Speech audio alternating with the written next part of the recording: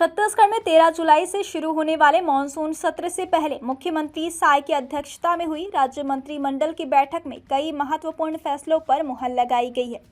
सरकार ने उद्योग, निवेश, बिजली व्यवस्था, शिक्षा, कर प्रणाली और सुरक्षा से जुड़े कई अहम विधेयकों और प्रस्तावों को मंजूरी दी है।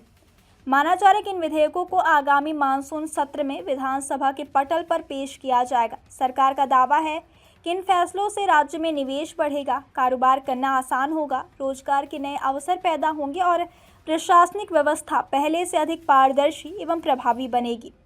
राजधानी रायपुर में आयोजित इस कैबिनेट बैठक में विकास कार्यों की समीक्षा के साथ साथ प्रदेश की आर्थिक और औद्योगिक प्रगति को गति देने के उद्देश्य से कई नीतिगत निर्णय लिए गए हैं।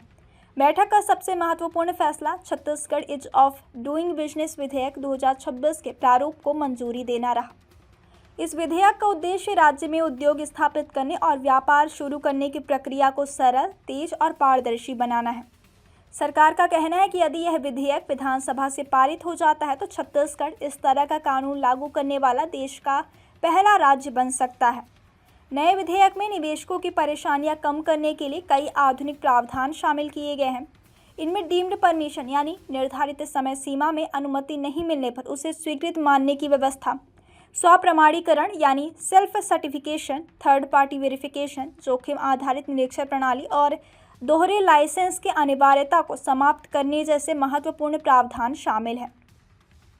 सरकार का मानना है कि इन सुधारों से उद्योग स्थापित करने की प्रक्रिया तेज होगी, अनावश्यक सरकारी प्रक्रियाएं कम होंगी और निवेशकों का भरोसा बढ़ेगा। इससे राज्य में नए उद्योग लगेंगे, रोजगार के अवसर बढ़ेंगे और आर्थिक गतिविधियों को नई गति मिलेगी। कैबिनेट बैठक में बिजली व्यवस्था को और अधिक मजबूत एवं सुचारू बनाने के लिए भी महत्वपूर्ण फैसला लिया गया है। मंत्रिमंडल ने Chhattisgarh state power distribution company द्वारा केंद्रीय सार्वजनिक क्षेत्र के विद्युत उपक्रमों से खरीदी जाने वाली बिजली के भुगतान के लिए डायरेक्ट डेबिट मैंडेट प्रणाली लागू करने के प्रस्ताव को मंजूरी दे दी है। अब तक भुगतान सुरक्षा के लिए त्रिपक्षीय समझौते की व्यवस्था लागू थी, लेकिन अब भारतीय रिजर्व बैंक के दिशा निर्देशों के मुताबिक डायरेक्ट डेबिट मैंडेट प्रणाली अपनाई जाएगी। सरकार का कहना है कि इससे एनटीपीसी सहित अन्य केंद्रीय बिजली कंपनियों को समय पर भुगतान सुनिश्चित होगा, बिजली आपूर्ति बाधित होने की आशंका कम होगी और राज्य सरकार पर कोई अतिरिक्त वित्तीय बोझ भी नहीं पड़ेगा। बैठक में सुरक्षा व्यवस्था को लेकर भी अहम निर्णय लिया गया। मंत्रिमंडल ने बस्तर फाइटर्स की भर्ती और सेवा शर्तों से जुड़े नियमों में संशोधन को मंजूरी दी है। सरकार का मानना है कि इस बदलाव से विशेष सुरक्षा बल की कार्यप्रणाली और अधिक प्रभावी होगी तथा सुरक्षा व्यवस्था को मजबूती मिलेगी। वहीं उच्च शिक्षा के क्षेत्र में भी बड़ा फैसला लिया गया है। निजी विश्वविद्यालयों की स्थापना और संचालन से जुड़े कानून में संशोधन करते हुए विन्यास निधि के स्थान पर रक्षित निधि का प्रावधान किया गया है।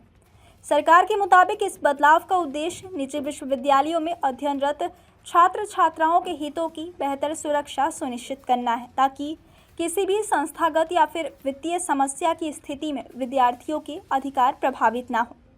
कर व्यवस्था में सुधार के उद्देश्य से मंत्रिमंडल ने छत्तीसगढ़ मूल्य संवर्धित कर यानी वैट विधेयक 2026 के प्रारूप को भी मंजूरी दी है। इस प्रस्ताव के तहत राज्य के वाणिज्यिक कर अधिग्रहण को समाप्त किया जाएगा। सरकार का तर्क है कि वस्तु एवं सेवा कर यानी जीएसटी लागू होने के बाद वैट से जुड़े मामलों में द्वितीय अपीलों की संख्या काफ़ी कम हो गई है और अब जीएसटी अपीलीय न्यायाधिकरण की स्थापना भी हो चुकी है। ऐसे में अलग से वाणिज्यिक कर अधिकरण बनाए रखने की आवश्यकता नहीं रह गई है। इससे प्रशासनिक व्यवस्था अधिक सरल और प्रभावी होगी। इसके अलावा मंत्रिमंडल ने राजनांदगांव जिले में लगभग 2000 सीट क्षमता वाले आधुनिक ऑडिटोरियम के निर्माण के लिए भूमि आवंटित करने के प्रस्ताव को भी मंजूरी दी है। सरकार का कहना है कि इस ऑडिटोरियम के निर्माण से सांस्कृतिक, शैक्षणिक और सामाजिक गतिविधियों को बढ़ावा मिलेगा तथा बड़े आयोजनों के लिए आधुनिक सुविधाएं उपलब्ध होंगी। कुल मिलाकर मानसून सत्र से पहले हुई इस कैबिनेट बैठक में लिए गए फैसलों से स्पष्ट संकेत मिलते हैं कि राज्य सरकार निवेश आकर्षित करने, उद्योगों को बढ़ावा देने, बिजली व्यवस्था को मजबूत बनाने, शिक्षा और प्रशासनिक सुधारों को गति देने तथा फिर रोजगार के नए अवसर सृजित करने पर विशेष ध्यान दे रही है।